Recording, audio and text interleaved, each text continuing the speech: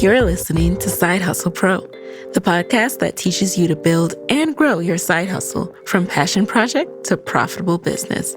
And I'm your host, Nikayla Matthews Okome. So let's get started.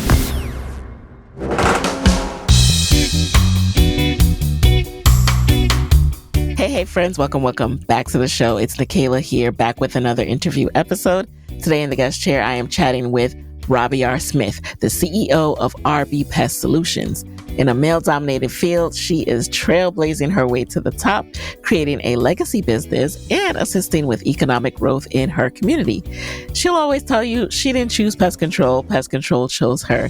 She's given the pest management industry a facelift by managing a successful pest control-based service, as well as opening a pest retail store in the community, and now launching her own pest product line, RB Premium Products. The first product she's introduced to the world is Bug Strike, which is an all-natural insecticide for insects. As a result, major retailers, aka one of them being Home Depot, are trying to get their hands on this product. So you're hearing it here first. Bug Strike has found its first home on HomeDepot.com, making Robiar the first Black woman in Home Depot with a bug spray. She's juggling two rapidly growing companies and making history doing so. In today's episode, we'll get into how she pivoted from what she went to school for to start this pest management service-based business and product line and retail location, how she's doing it and doing it profitably. So let's get right into it.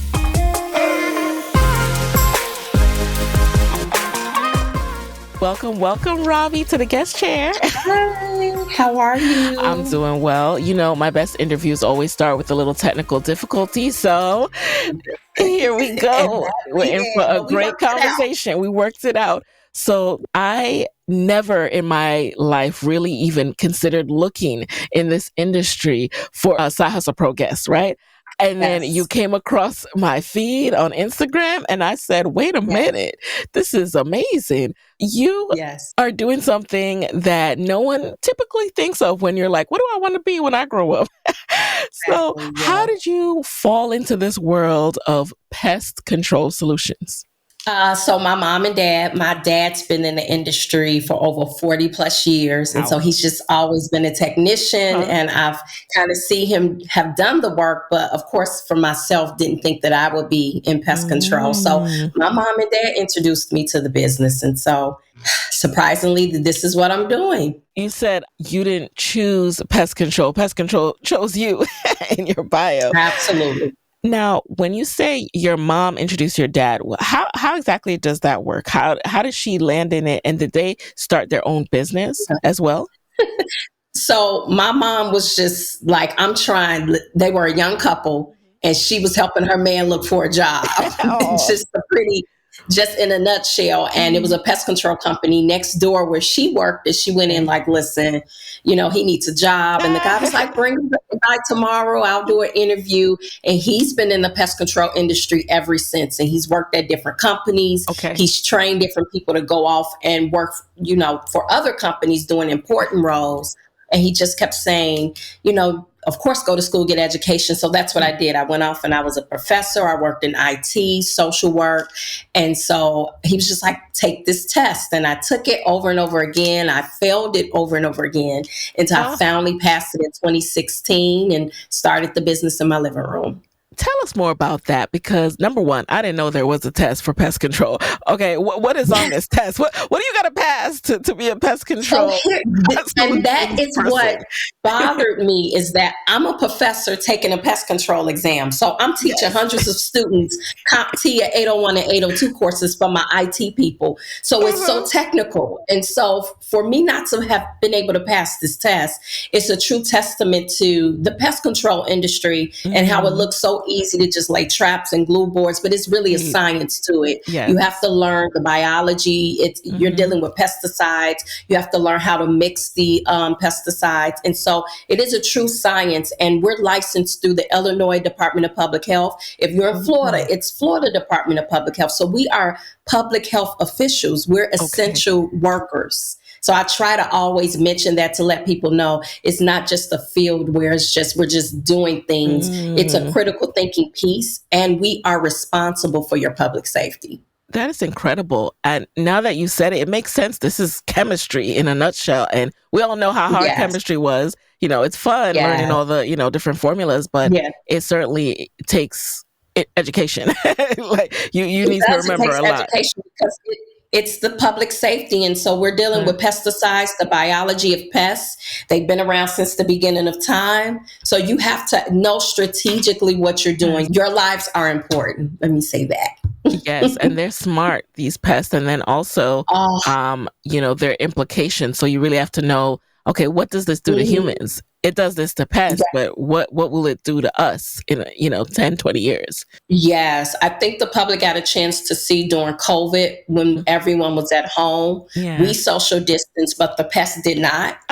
And people that thought that they didn't have pest issues because they were at home, they realized that they did. Okay. Because the pests know your structure way better than you. They are survivors.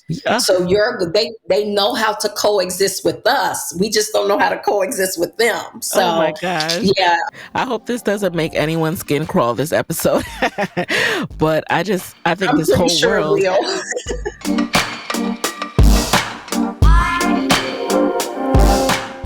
This whole world is really incredible to me because, again, it's not something you think about as a career path. And you yourself, you said you went to school and you were studying something else. So what exactly were you studying? So I received my bachelor's in psychology and I was going to be a lawyer. Okay. And then I started having children. Okay. And so I have 3 beautiful girls that help me run this company. They work at RB Pest Solutions. And I had to pivot. Because I'm like, okay, what can I do? And I had friends in IT and, people that I knew they were doing pretty well salary wise. And so I said, let me go back. And I went and got my double master's. I got an MBA and a master's in information technology. And that's how I was able to teach out these entrepreneur courses and IT courses and was able to see a full circle moment.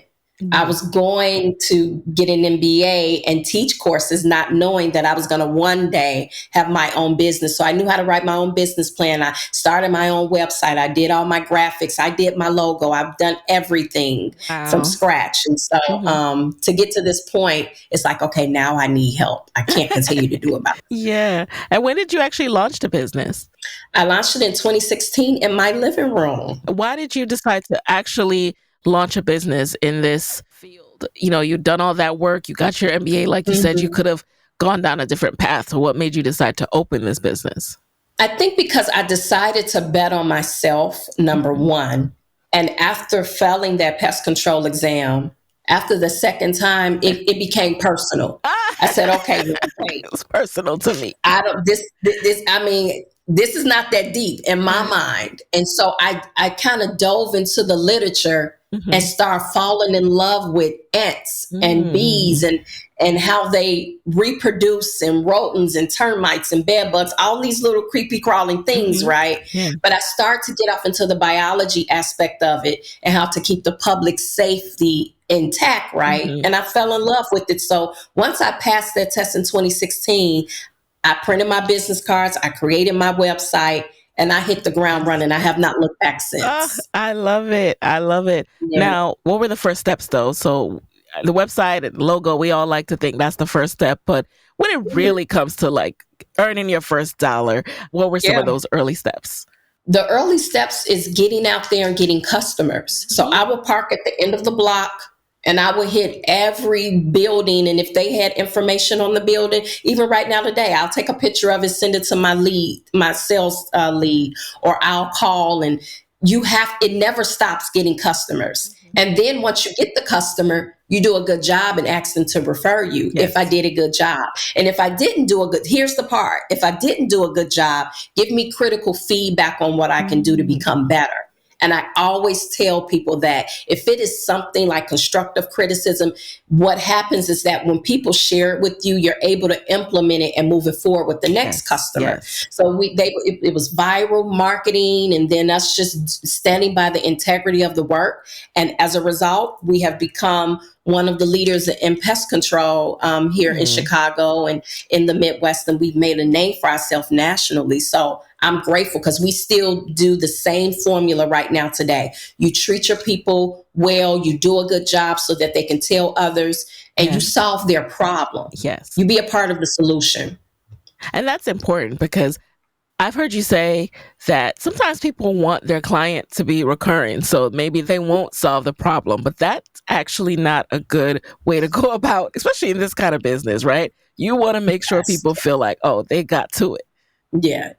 Because I mean, when people hear pest control, they think of contracts. Yes. They think of, okay, this person's trying to put me on a contract and they just want to come to my house even when I don't need them. And so I have created an environment that even customers or clients that are not our customers can give us a call, and we'll walk them through how to use products that they purchased at our retail store.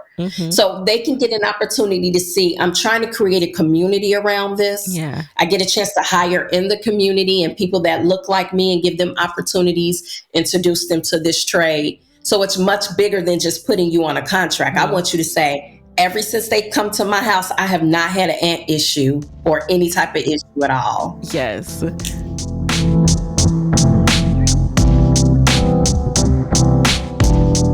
All right, now let's go back to that taking a picture of the building. You take a picture of the building, and before you had a sales lead and all of that, what would you do next?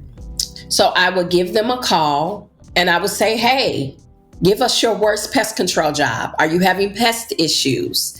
Give us your worst job. Give us an opportunity. If we solve your issue, let's discuss ways to maybe work something out to have you on reoccurring services, or just call us when you need us. And most importantly, tell someone that we did an amazing job. And so from there, it was able to kind of organically grow. And then from there, also, once I did the job, I check in and make sure that they're satisfied. I'm such a big component on that. People sell all the time and want your services. And once you exchange the dollar for service, then it's now about, are you satisfied? Are you happy? It's like I want to close the deal and make sure you're happy. So again, feedback is really important to me. So once I called, sent the email, did the job, and if they said they had pest control services, I said, okay, well, keep us in mind, and I'll double back around.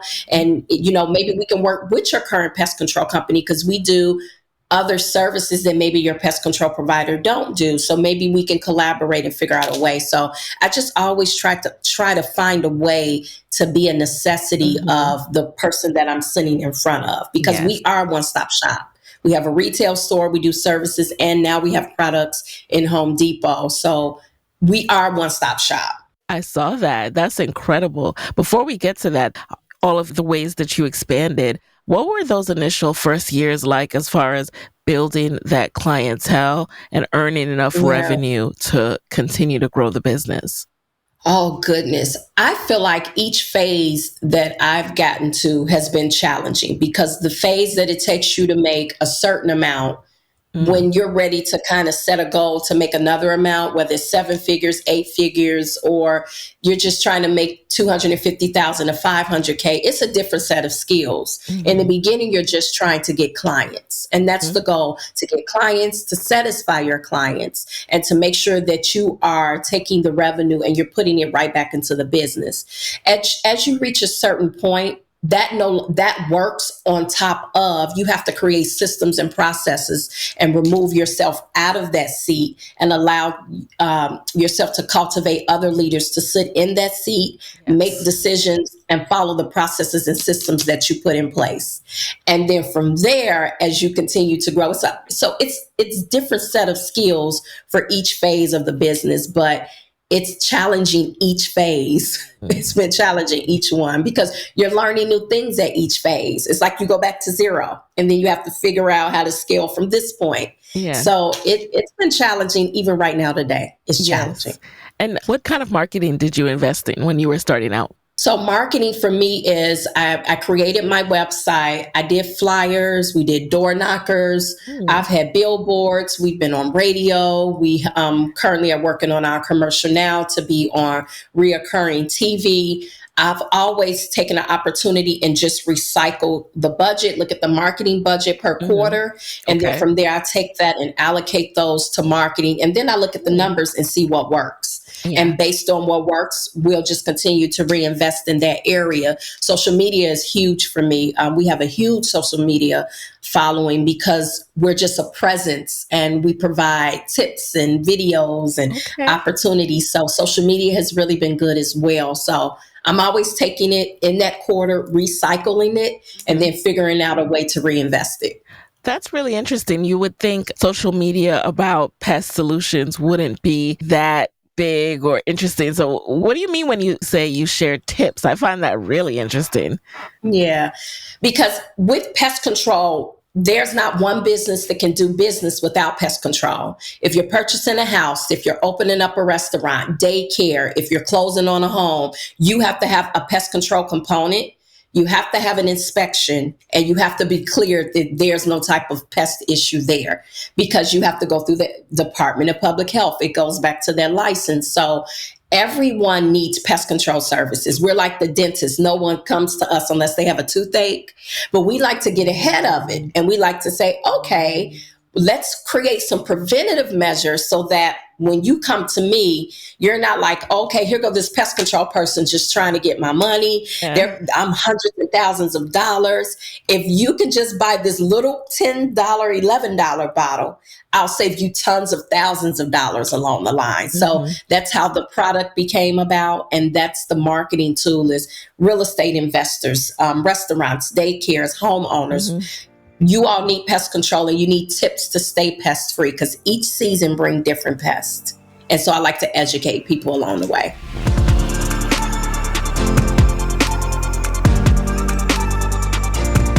What was that initial investment like to start this business? The initial investment was me. I took the money from my last check once I resigned. And we put it into... That's interesting. Okay. I did. I was so excited that I passed. I was so excited that I passed. Too. I took so many. I took it so many times, and I was so excited I passed it. I resigned. I knew if I was not going to make this work, nothing else was going to work. And I just took the last couple hundred. When I say couple hundred, I mean couple $100s, and went and brought the pesticides needed to do the jobs, went door to door and just tried to collect as many clients as I can. And then where I was staying, they found out that I did start a pest control company in my living room and they gave me 30 days. So they kicked me out. So at that moment, why did they kick you out? Yes. They stated that you could not start a business with your lease. And it's not like I was low income or anything like that. So she gave me 30 days to leave. And that was a very trying time for me because I have 3 children that's in high school and me and my husband was trying to figure out. What about it was against the lease? Were you? I guess it was because, I was operating. So I was receiving revenue through the lease, and it was something in the lease that I couldn't do an at-home business with the lease. So I couldn't. Right now today, I can't figure it out. People start home-based business all the time, but I guess because I was not the owner of the apartment and I was leasing the apartment, I guess whatever perimeters they had to get revenue from it while being a leaseholder, I broke the lease, she stated, and so she gave me 30 days to leave. And so that was a pivotal moment because it was either stop running this business that I believe in or hurry up and find somewhere in 30 days and change my children's school and figure out a way to continue to make this work. And it was the best decision I ever made, though. What did you do? Because I bet on myself. God is so good. I was able to move into something quadruple bigger. My children was able to be in a better environment. It was a better situation. And that's a testament to sometimes you're scared to take a leap into something better because you're comfortable with something where you are. And sometimes you have to have a hard push Like something that you think that is trying to bury you is actually working for you, and it's a rebirth. So that's why that situation taught me that when trying times like that happen, on the other side of it is amazing. That's when I knew for sure Someone needed that that anytime message something today. like that happens, Yes. listen, do Listen. not be scared. If something happens that puts your back against the wall to make a decision, I almost guarantee you on the other side of that decision is freedom. Yes.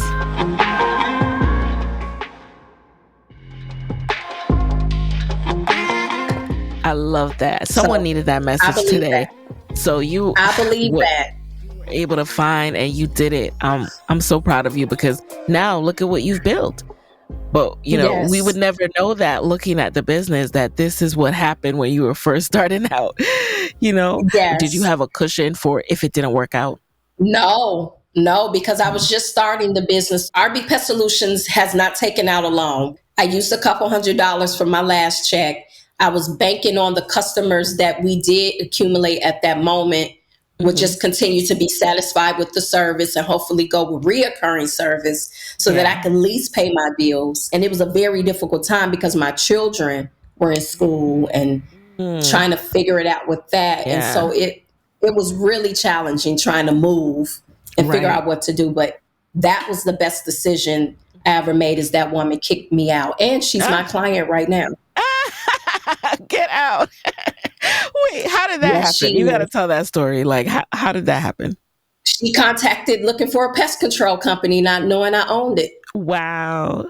And she's one of my clients, and later found out that I was the owner who she kicked out. Get out. Okay, so with regard to scaling the business, when did you decide to open a retail location, and what were the first steps that you took there? So I think what I've been able to really do at each phase is figure out my customers' needs. As entrepreneurs and business owners, we're sometimes so busy with trying to sell that we're not trying to fit a need. And so each phase, we have the pest control services, but many people were saying, okay, I can do it myself. I have my husband at home. I have an uncle, brother that can come over. I don't need your services. Right. And so we said, okay, that's great, but they're not licensed and they don't know what to use. So just come by our store and we'll walk them through how to do it. And we opened up a retail store. And then that piece came into play.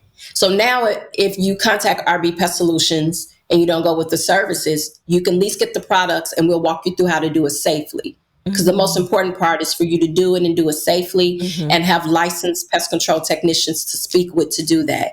If you go to a store and go in the aisle of the store and all these pest products, you're like, which one is good? But you get a chance to call us and we'll walk you through it. And then the third component was, wow, people are spending all this money.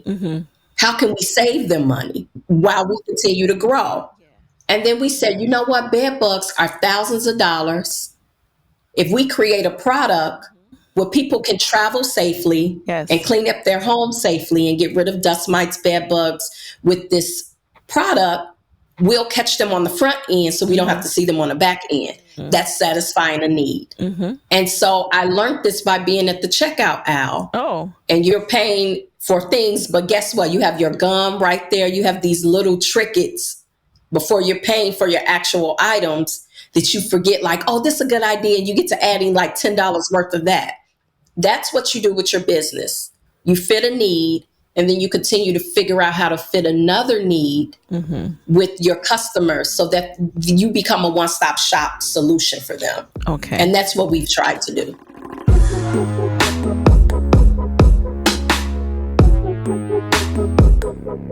Did you keep the overhead low there, or at that point were you earning so much with the actual service-based business that you were able to reinvest it into the retail location comfortably?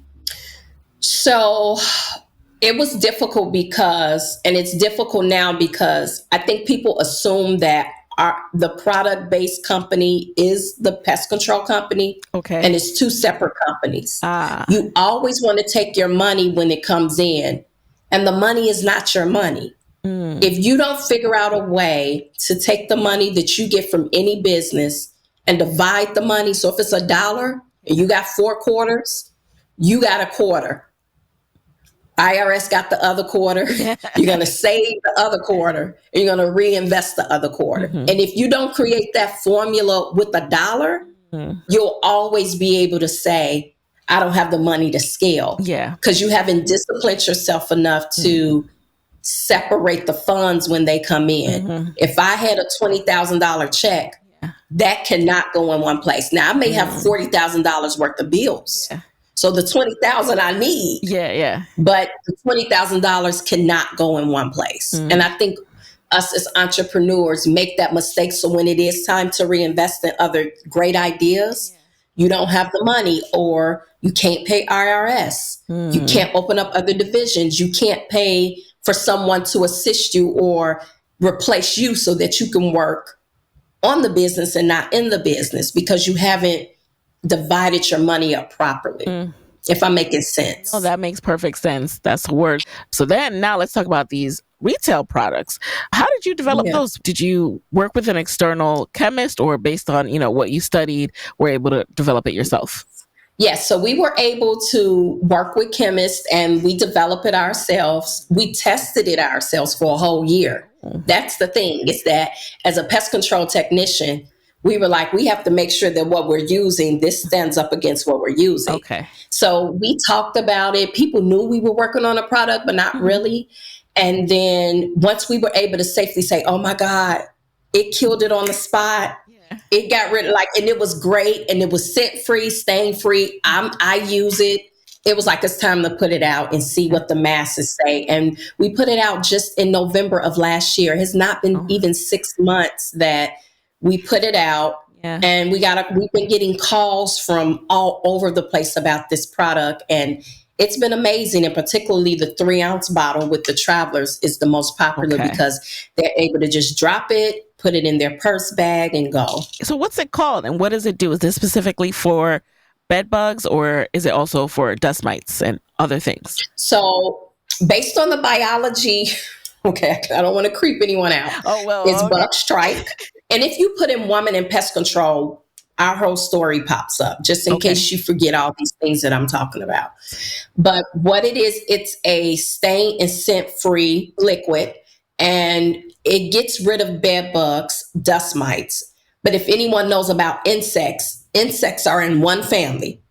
But you just name them dust mites, bed bugs, centipedes, millipedes. They can be these different names, but essentially they're one insect. They're one bug in one family. So this pesticide, it gets rid of bed bugs, dust mites, any type of insect in this family, which is your household insects, or when you go to the hotel and things like that. Now, dust mites are everywhere. People have allergy because of dust mites and allergens. Yes. And so as a result, you can use this product when you are changing your bed sheets and you're at home, or you're trying to minimize and purify the air. It gets rid of the dust mites in your home, but it gets rid of the bed bugs as well. Or if it's in the early stages, which is when you go to your hotel room and you pull out your sanitizer and your 91% alcohol and you sanitize the room, now you have a product that actually tackles the eggs and the insect eggs in your room to get rid of them immediately. So you do not take them back home with you.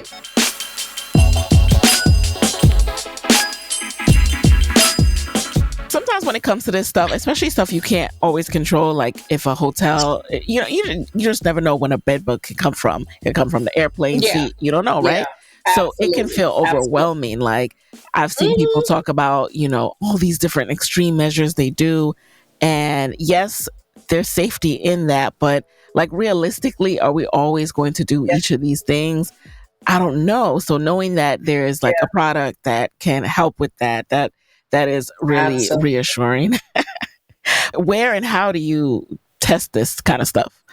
So because we are pest control technicians and we do jobs every day, anytime a job came up that consisted of an insect, millipede, centipede, spiders, bed bugs, we secretly used our product, opposed to the product that we typically use. And the customers didn't know the difference because the results were still there. And so that's how come we knew that the product worked, and it worked even better. And so we figured we was on to something, and we decided to put it out, and it's been amazing. All right. What's been the biggest investment, right? The services-based business, the retail location, or the product-based business? That is a really good question. So RB Pest Solutions Services is going to always be my baby because it helped fund the retail and product. Yes. So it's an extension of it. With the service-based business, you exchange your money for time. Mm-hmm.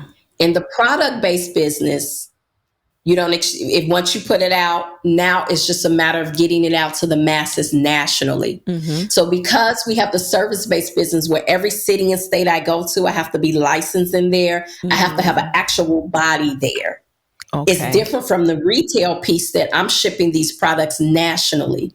Mm-hmm. And they're just off and doing what they're supposed to do without me physically being there. Yes. So the product piece is growing rapidly, which is part of now my issue. But it's a good issue to have because I have the service-based business, which has me right here in one seat. You have to see me, but the products are like in people's hands that I do not know that are using them. They're doing reviews and sending it over. So in the long run, the product is what's going to touch everyone that the service-based business could not have. But the great part about it is the service-based is fun. You get a chance to touch your clients and I get a chance to still know what I'm talking about. I can go on a job and still connect with the people and test the product out and make sure that it's still, doing what it's supposed to do. And sometimes with the retail, once it's in retail and off and going, you can't quite do that. You don't have that luxury.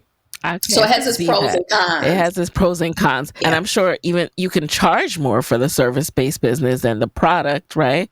But then ultimately, as you grow, you can have the product nationwide, worldwide, and that opens up more revenue. So that's very interesting to know because there's not often that I interview someone who has all three, all based around the same brand, right? That's an incredible accomplishment in and of itself. So kudos to you. Thank you.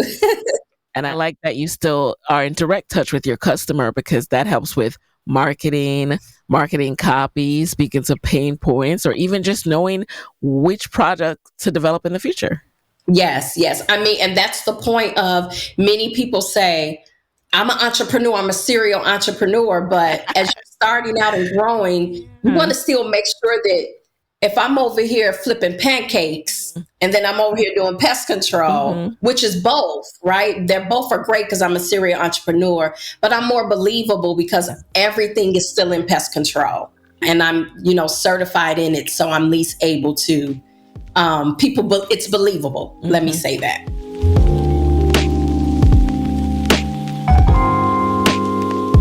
A lot of people lose money in the first few years of their businesses. What has been your experience with profitability?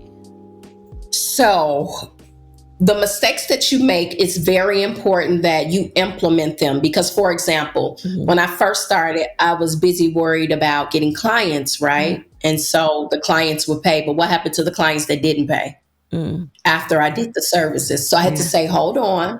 We offered free inspections and a lot of people don't like the fact that when they call, we don't offer free inspections anymore. Some people are like, hey, why don't you do free inspections? But early on, we would have 20 jobs that they scheduled for inspections and maybe only 3 people went with services. And that's because when we got there, we would spend 45 minutes walking you through your home, what to do and how to do it.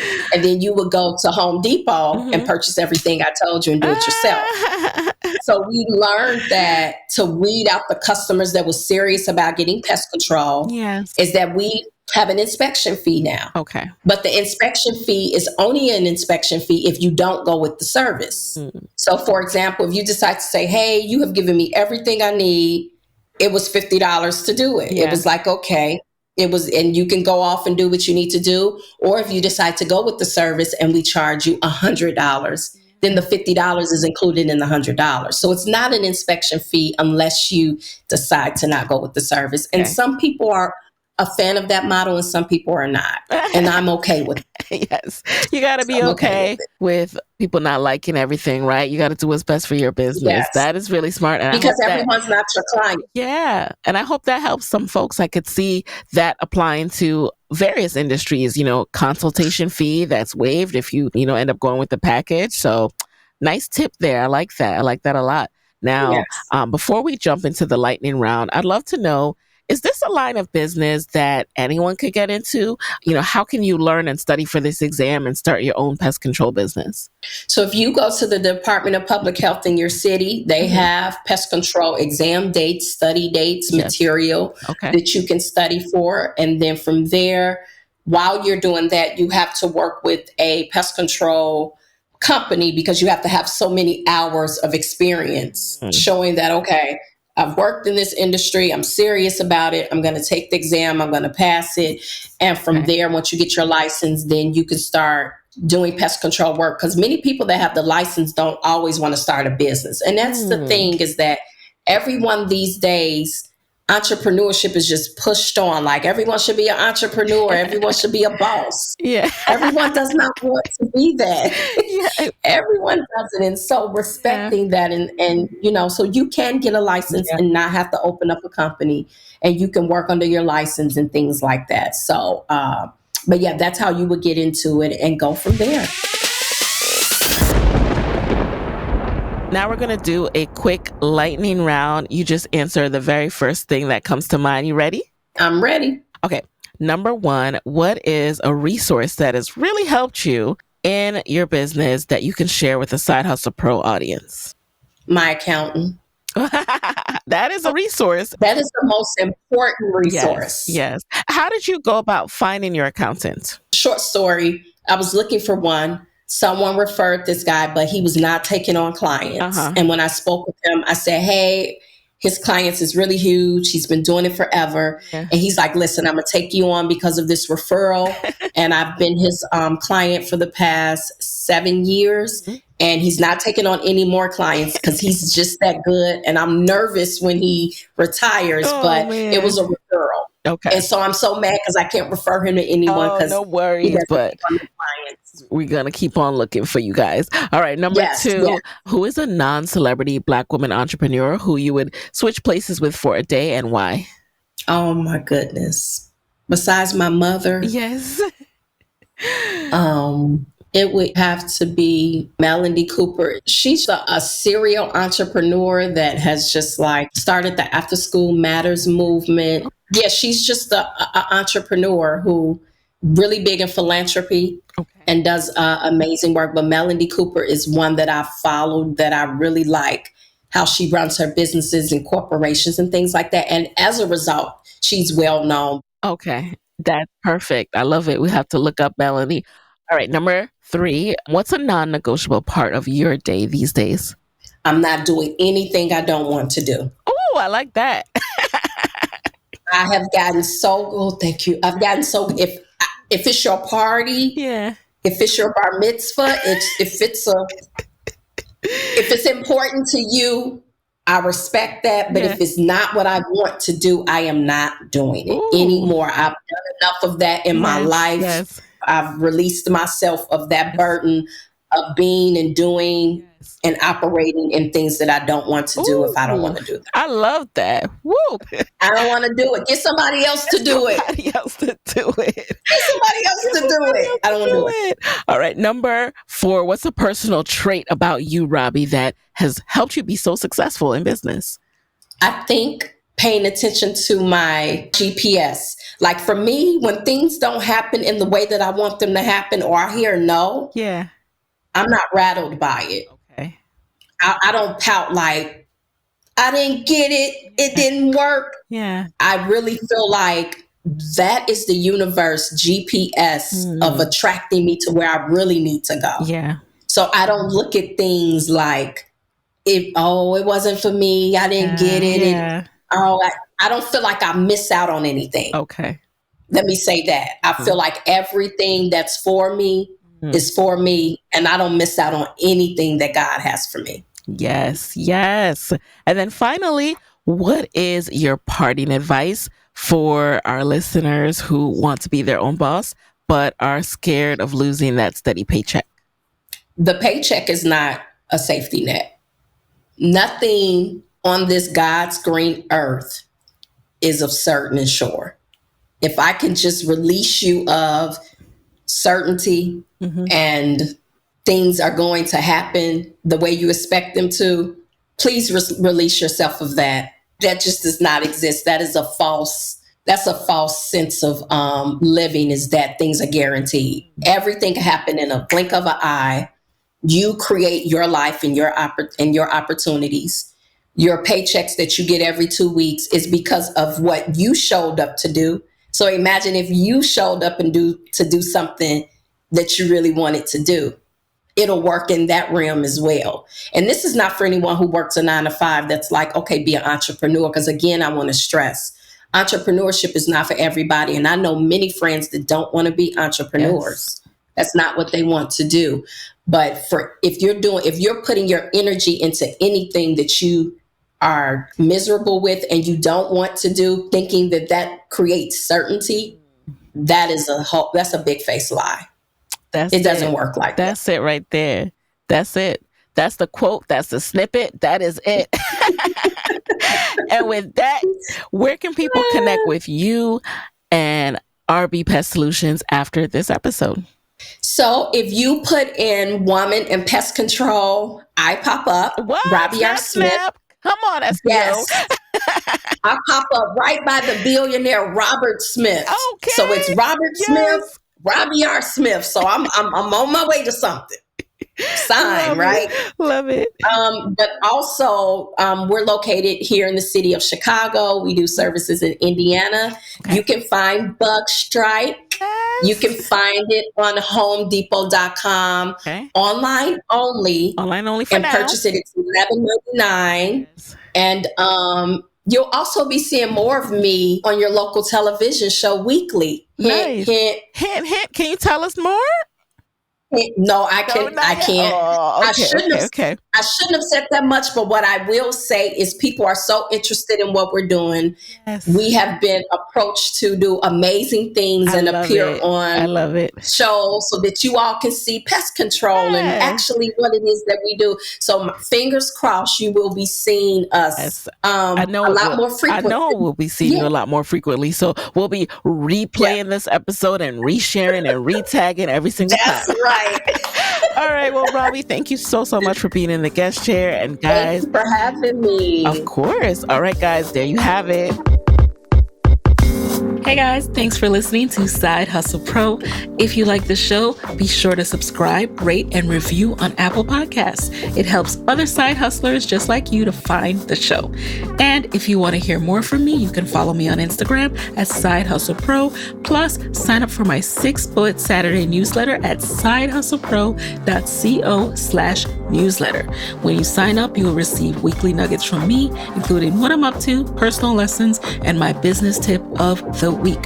Again, that's sidehustlepro.co/newsletter to sign up. Talk to you soon.